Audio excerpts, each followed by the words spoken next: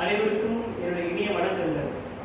இன்றைய செய்தி நாளைய வரலாறு என்ற தலைப்பில் முரசொலியின் நாளிதழில் வர செய்தியை என்னுடைய யூடியூப் சேனல்ல உங்கள்கிட்ட பகிர்ந்துக்கணும்னு ஆசைப்படுறேன். அதற்கான புதிய முயற்சி தான் இது. சுகாதாரத்துறை செயலருக்கு பதிலாக வேறொரு துறை இயக்குநரை கமிட்டி உறுப்பினர் ஆக்குவது ஏன்? ஓபிசி பிரிவினருக்கான இடஒதுக்கீடு விவகாரத்தில் இரட்டை வேடம் போட்டு குழப்ப வேண்டாம். அதிமுக அரசு உள்நோக்கத்துடன் செயல்படுவதாக தலைவர் மு க ஸ்டாலின் அவர்கள் குற்றம் சாட்டியிருக்காரு. இது முரசொலியில் முதல் பக்கத்தில் வந்திருக்கு. அடுத்து தமிழகத்தில் நீட் தேர்வால் உயிரிழந்தோர் எண்ணிக்கை தொடர்கிறது. கோவையில் மாணவி சுபஸ்ரீ தற்கொலைக்கு தலைவர் மு க ஸ்டாலின் அவர்கள் இரங்கல் தெரிவிச்சிருக்காங்க. அடுத்து நேற்று இந்தியாவில் ஒரே நாளில் 64,531 பேருக்கு கொரோனா பாதிப்பு ஏற்பட்டிருக்கு.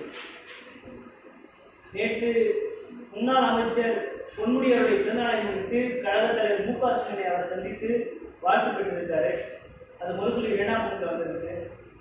முரசொலி 3ஆம் பக்கத்தில் முரசொலி சில நினைவுரைகள் என்ற தொடர் கட்டுரை 8வது நாளாக வெளிவந்துருக்கு. அதை படித்து பாருங்க, ரொம்ப அருமையாக இருக்கும்.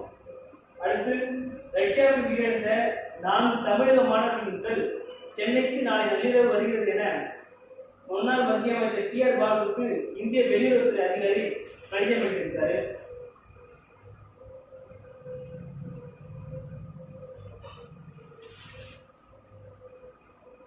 சென்னை தெற்கு மாவட்டத்தில் வட்ட நிர்வாகிகள் பகுதி பிரதிநிதிகளுடன் மாவட்ட செயலாளர் மா சுப்பிரமணியம் அவர்கள் தினந்தோறும் காணொலி காட்சி வாயிலாக கலந்துரையாடல் நிகழ்ச்சி நடத்தி வர்றாரு.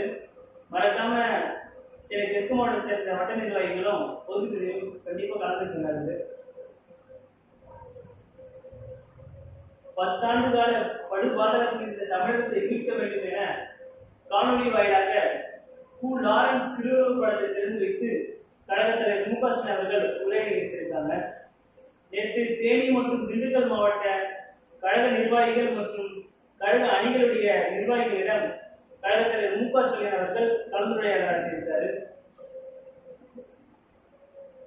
விழுப்புரம் கள்ளக்குறிச்சி மாவட்டத்துக்கு உட்பட்ட மாவட்ட பொறுப்பாளர் நியமிச்சிருக்காங்க. கள்ளக்குறிச்சி வடக்கு மாவட்டத்திற்கு பொறுப்பாளராக திரு தா உதயசூரியன் எம்எல்ஏ அவர்கள் நியமிக்கப்பட்டிருக்காரு. அதே போல கள்ளக்குறிச்சி தெற்கு மாவட்டத்திற்கு வசந்தம் கார்த்திகேயன் அவர்கள் மாவட்ட பொறுப்பாளராக நியமிக்கப்பட்டிருக்காங்க. மீத்தேன் எரிவாயு திட்டத்தை ரத்து செய்கிறது நவாஸ்கானி எம்பி பேட்டி கொடுத்திருக்காங்க. அது முரசொலியில் வந்திருக்கு. சென்னை வடக்கு மாவட்டம் எடுத்துட்டா ஆதிராவின் நலக்குழு சார்பாக மறைந்த விம்கோ நகர் மு ஜோதிலிங்கம் திருவுருவப்படத்திற்கு மாவட்ட செயலாளர் மலர்தூவி மரியாதை செலுத்தியிருக்காரு. அதே போல மாவட்ட செயலர் மாதவன் சுதர்சன் அவர்கள் 52வது ஆவட்டம் 140வது பகுதி மக்களுக்கு வீட்டுக்கு தேவையான அரிசி மற்றும் மளிகை பொருட்களை வழங்கியிருக்காரு. அடுத்து சேப்பக்கம்பு திமுக சார்பில் கலைஞர்களுடைய 2ஆம் ஆண்டு நினைவு நாளை முன்னிட்டு கழக இளைஞரணி செயலாளர் உதயநிதி ஸ்டாலின் அவர்கள் நலத்திட்ட உதவிகளை வழங்குகிறாரு. அதுக்கான ஒரு பக்கம் விளம்பரத்தை தான் எஸ் மதன் மோகன் சேப்பக்கம்பு செயலாளர் கொடுத்திருக்காங்க. இன்னைய முரசொலியை படிச்சுட்டேன். நாளைக்கு முரசொலி எப்படி இருக்குன்னு பார்ப்போம். நன்றி, வணக்கம்.